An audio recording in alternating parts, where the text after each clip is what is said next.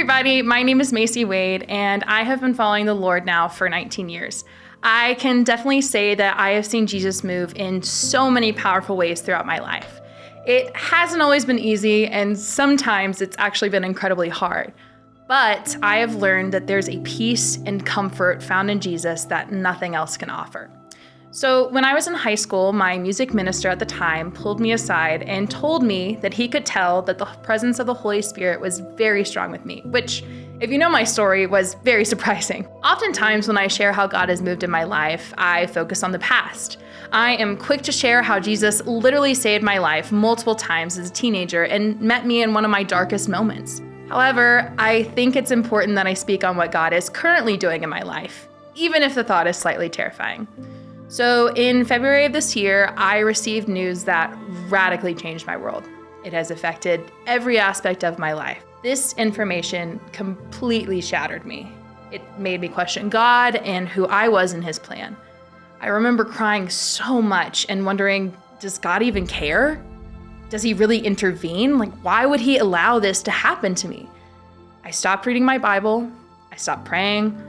I moved from day to day in confusion and defeat and betrayal. I had been walking in the valley for what felt like so long, begging God to take me out. And what did He do? He called me into a cave. Needless to say, this has been one of the hardest, if not the hardest thing I have ever had to face in my life. I was just so deeply angry, especially at God. I just couldn't understand why He would allow me to receive this diagnosis. I remember one specific time when I went to the young adults Bible study and we had been discussing Romans 5, where Paul talks about how we can rejoice in our suffering. I went on a bit of a tirade against Paul, reading more of his words about being content in all things, irregardless of what happens. I was so frustrated with Paul. Content in all things? How? Why couldn't I be content?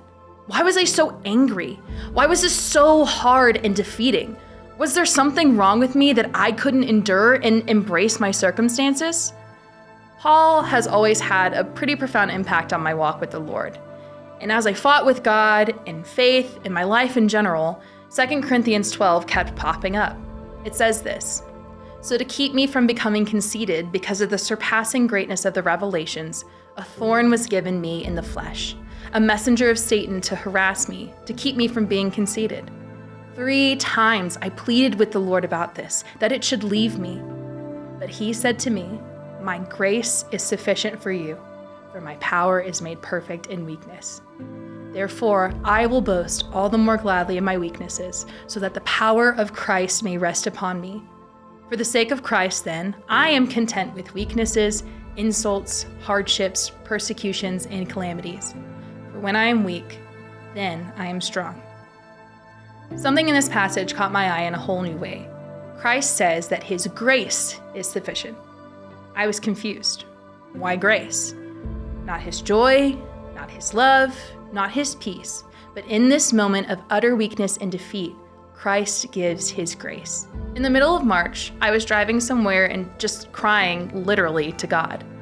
I just felt so defeated, like I had failed Him in the midst of my circumstance.